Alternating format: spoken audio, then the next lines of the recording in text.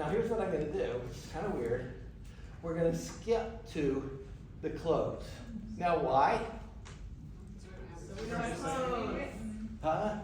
So we know how to close. So you know how to close? So you know how long you have for the middle part. Okay, don't worry about the middle. We're just going to skip to the third. But the reason we're skipping to the third is we've already done it. I want you to remember that. Your close is already done because you did it at the beginning. The beginning, yeah. And if you It's just please summarizing. just stay doing your intro at the close, it's great. It's people who start pontificating at the end about, oh, it just gets all off track. And you don't close great. They don't go stand up because you made that close unruly. It wasn't what you said you were going to do at the beginning. So what does it do? It simply moves to past tense. So instead of, okay, we're here today too, it moves to, okay, so we came here today to, past tense, talk about goldfish. And we covered, number one, Water. and the importance of water. We covered 2, food and the importance of food. And 3, we covered how you could end up playing with them for a lifetime. Or I wouldn't even go that far because how you could play with them. So as you can see, by coming to this talk today, you now have a strategy to be able to play with a goldfish for a lifetime. Thank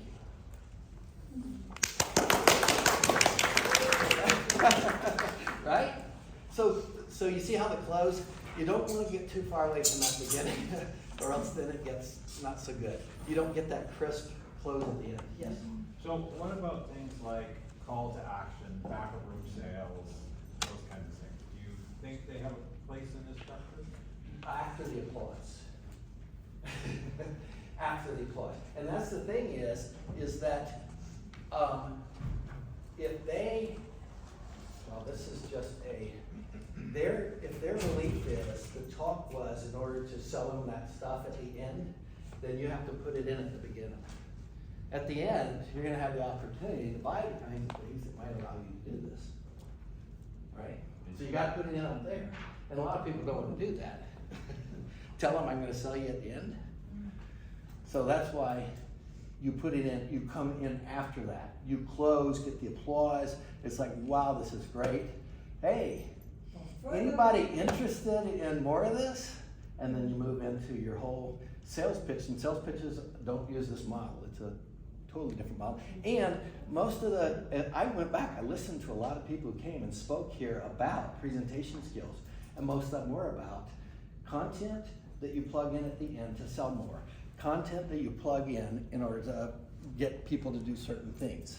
So they're teaching content related information in those types of workshops. So it's different than this one. So I kind of separate, this is a different type. So yeah, hopefully that answers it. Yeah. What is the story comes in? The story. Okay, the story, like the story I told, comes in as the icebreaker at the beginning that loosens everybody up. And maybe get some laughter or something topical that's going on locally or whatever that is. So that's it. It's before you start that 3 steps and all of that. Yeah. So we're doing really good because if you think about it, the only thing that's missing is the main body. Now the main body, what's great about it is, and you've got it, if you look at your sheets, when it gets to the main body, you repeat 3 times the steps. So now, look how easy this is getting. My opening intro, all I got to do is remember 3 things to get up there and speak with no notes, because that's going to be easy. I know what it's going to do for them, and now I know each of the things I'm going to talk about. So you go in and you go, I'm the content expert, and my first topic is water for goldfish, right? And so my first topic is water for goldfish. Okay, so what is the facts or data or information that I think is critical for them to know around water? Alkalinity. Yes. Yeah, alkalinity. So you start thinking about, if I'm the content expert, what would be really good content that I would tell them? and then you would just put those down in here, and then you'd say, you know what? As a matter of fact, the alkalinity of water, one time I had a tank, and the edges of this thing, it got so alkaline that it started forming crystals up the sides. That's a story that accentuates how much alkalinity could create chaos in the tank, right? So if you want to take a point that you're making and make it stronger, you share a story, a personal story, or a story that relates to the data that you're sharing, okay? So it reinforces that it's true. And here's, in the main body, is where you take your talk and expand it. So if I'm giving a keynote and I have an hour, then I know, okay, my intro's gonna be very short. So I've got, 15 minutes probably for each of my 3 main bodies. So if I've got 15 minutes, how much content am I gonna pull in there and share with them? And my expectation is that you pull in content that you would remember. Not something you need notes on, because you know the point, you explain it to them, right? So the main body is gonna have you've got the information, water, there's lots of data points about the water. We tell them a story about that. And then you go back and you say, okay, so as you can see, water is super important to a goldfish. Thank you. Let's move on to number 2. And then you've got that, right? And then you repeat this, same process. And then at the end of that, you go, so as you can see, food is critical to understand when it comes to making a goldfish. Let's move on to number 3. And then they move on to number 3. So that's the process of taking them through, looping through the main body by bullet point that you said in your opening, and in your close, you'll say it again. So what happens is this is that old rule, which is tell them what you told them, tell them again, and then tell them what you told them at the end. And so you've told them 3 times these things. They will remember them. They will remember. They'll go back and go, hey, I learned some pretty neat stuff about goldfish, right?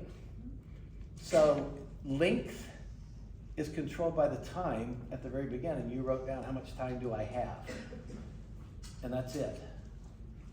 Any questions on it? Does it seem clear as mud? Yes. Yeah, yes.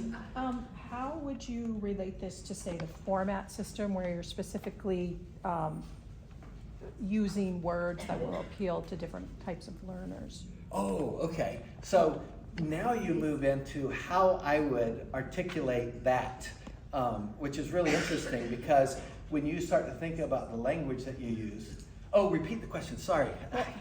No, I got to, so it goes in the thing. Okay, so how does this relate to format, if you want to use specific words that relate to different learning types? Well, yeah, or more the learners? format system of Oh. speaking. Format system. Are you of speaking. familiar with that? No. Okay, The then why never one. mind. Okay, so yeah, so I'm like way over here. The why, the what, the how, the what if. Oh, it has those language styles, because I would plug them in to this, is what I would do, but that's just because that's how I do it. But good question, I just didn't know that format. And now I saw another question back here, yeah.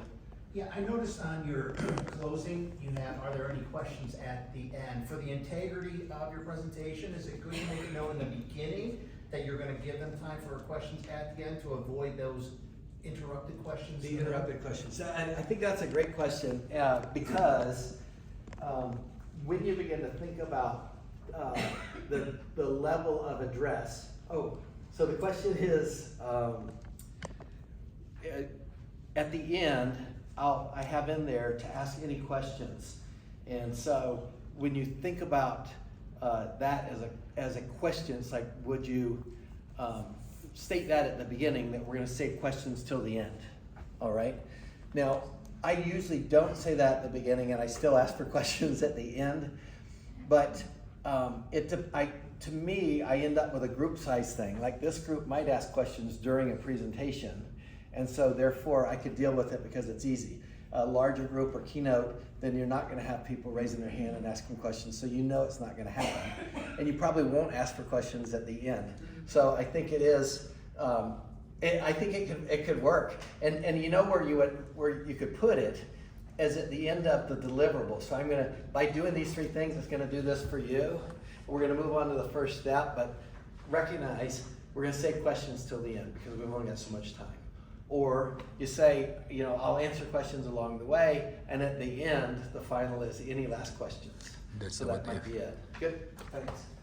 Okay, so that's the entire process.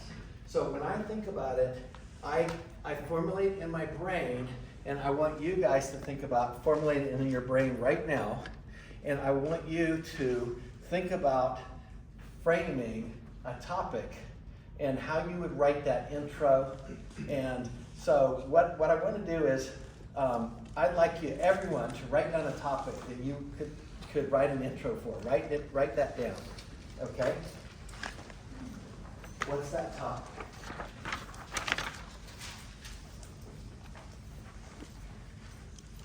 And you can have fun with it if it's not, you don't have to make it a serious one if you don't want. You can make it.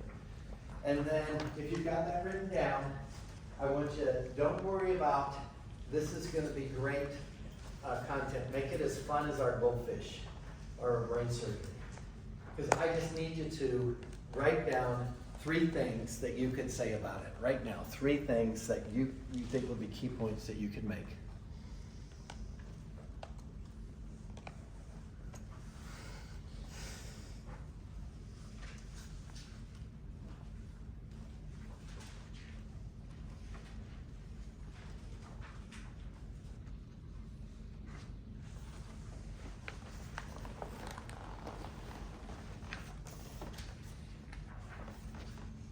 Now remember, those should be key points and they should be short.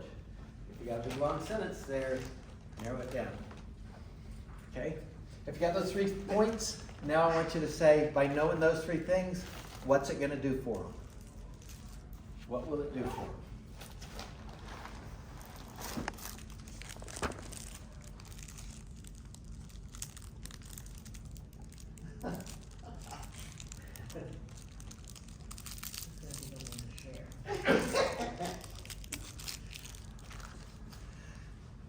Okay, has anybody got their thing they're gonna talk about, 3 key points and what it'll do for them? Raise a hand. Okay, I see a couple of hands. Finish it up. What it's gonna do for them. Remember, keep what it's gonna do for them tight, not real long. You got it?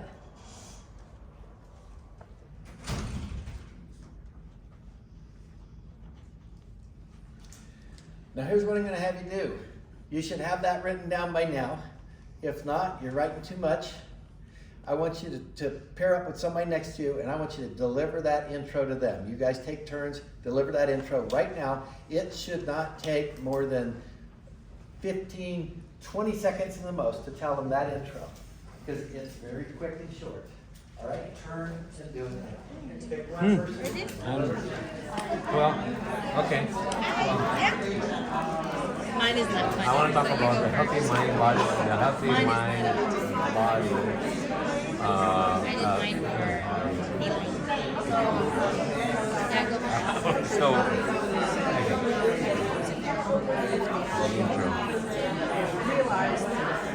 all right. I want to talk about the healthy mind, body connection.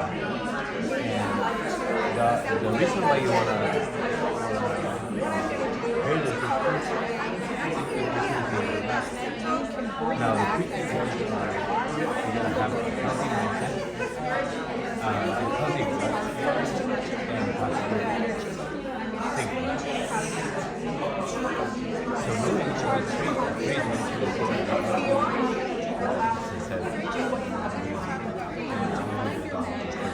Okay, you should have switched by now. Switch to the other person. Make sure both people go.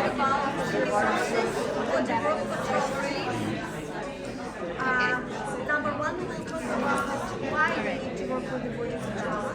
Number 2, how to do body control. And number 3, what we can do in life. By knowing that things, you will be able to use it in your practice with great success.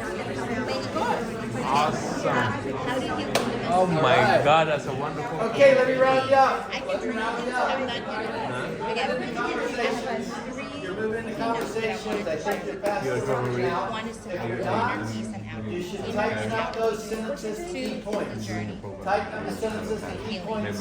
You'll be amazed how much it helps when you tighten them up to key points.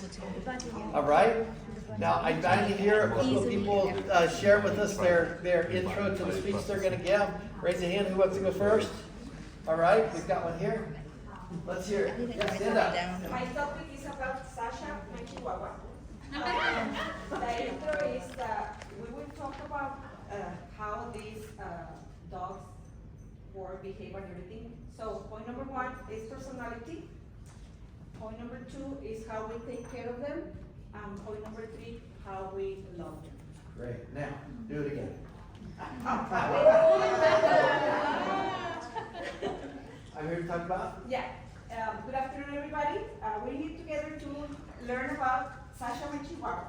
So you're gonna learn about how these Chihuahuas behave, the behavior. Number 2, how is their personality, right? And the how we take care of them and how we show love. Right. And I think I have by it. doing those 3 things, what's it going to do? By doing these 3 things, we're gonna learn how we can adopt and love a Chihuahua in our home. Okay? Yeah, she didn't need these, did she? No. Anybody want to try doing it without their notes? I want to see somebody. No notes. All right. Yes. Oh, sorry. Oh. Okay. Okay, everybody. Today we're going to be discussing the Wim Hof method. We're going to be covering 3 key topics. We're going to be discussing mental health, we're going to be discussing physical health, and confidence. And by putting these 3 components together, you are going to be able to transform your life. Wow. Hey. All right. So we've reached the end of the time. I know there's not a group coming in now, and I have time now where I can help and answer questions and do whatever you need of me, because fortunately I got the end of day slot, but I know some people need to get out, they need to go, they need to do whatever they need to do. But if you don't and you want to keep messing with this, I can for a while. I see a question here. Yeah, how does this format work for TED type talk? TED Type Talks. Okay, so what you do, this format is perfect. What you add in is entertainment. So when you look at, when I ask you to tell stories, data, information in the main body gets rich with entertainment, value, information. And that's how they pump up TED Talks, is by pumping up main body content, which is entertaining. Okay? Don't mess with the other ends. Yeah. Yeah. Yeah. And so like, how, what if you're Yours is really actually good. doing like It was a medical Friday talk, week. you have all this stuff, Yep. right? And, 3 things. okay. Force it. 3 things. You gotta force that medical talk to have 3 main things they're gonna walk out of your mouth. And when you do, the main body gets easy because it takes all the gobbledygook and says, no, we don't have time for that, and they're not gonna remember it. And if you go to my website, I can give you the rest. Yes. There's the call to action. So you guys do me a favor. I really wanted to do this as a full day workshop. If you believe it should be one, please fill the feedback out and tell them it's the last day and nobody could change any of their talks based on this kind of information, but I think they could have. All right? Yes. So how would you apply this same methodology to like a full day class? A full day class. Yes. And so only cover 3 points. I would boil the class down and say, and in essence, let's say you've got 10 things you want to do with them. Then you do grouping. And so these 3 things are alike, these 3 are alike, and these 4. And so you move it to the next CEQ, and that's where you're at. You So it chunk really down, works. yeah. Yeah. Once you combine them, then they make more sense to the people that's hearing it. Yeah. So to an extension, I was just thinking a similar question. If you're doing a 3-day workshop, and like on day 1, we are going to cover point 1, blah, blah, blah, blah, blah. Then we're going to come Tuesday and do blah, blah, blah, blah, blah. Wednesday, we're going to finish up with blah, blah, blah, blah, blah. at the end of which you'll be able to happily live your They life. have a close, And then, a big close. and then in that day one, you're gonna have to chunk that down. In day one, you know what I would do? I start off with a day one that's broken out like this. Yeah, exactly. Yeah, I break it out just like this, day one. They don't know. You come in and go, okay, today is all about such and such. We're gonna cover 3 main topics today. Yeah, no, Yeah. We can bring no be accountability partners. Kayak bisa ya terus. Yeah. Have you heard? Yeah, oh yeah. Have you thought about doing hypnosis for Bisaya? Good, yeah. Can I ask you why Bisaya the thing language. that I would struggle with is the entertainment value because I'm not naturally a funny Puna. person. Uh-huh. So I don't know how to really do that or where I would find something that could help me with that. Well, I cheat and I use videos. So videos are the best way to cheat and get great humor. I would use, so you look at your point you're gonna make and then you reverse and find humor about that point that's done in a video format. So once you start searching, you're gonna find funny short videos that make fun of what you're gonna talk about, and it's hilarious. It really does work well. So videos, there's good video humor. There's so much available now that it's easy to do. What about the introduction when you said you told stories and was maybe relevant to the subject? Yeah. Or something that was maybe relevant to the area that they live in? Do you just kind of Google that stuff? No, you make it real personal. Get personal with that story at the beginning because you'll remember it and you'll tell it with authenticity. It's her story. Yeah, it's her story. It's Yeah. your story. It'll be so authentic when you tell it. So you just gotta look at your life and say, how could I tell them a story from my life that could relate to what I'm gonna talk about? And don't script it out because you're gonna be. Don't- And today don't I write am it. going to talk to you about. Yeah, don't write it down. Just tell the story. Yeah, my kids, my spouse, my friends, whatever. Awesome. All right, good. I fire them, yeah.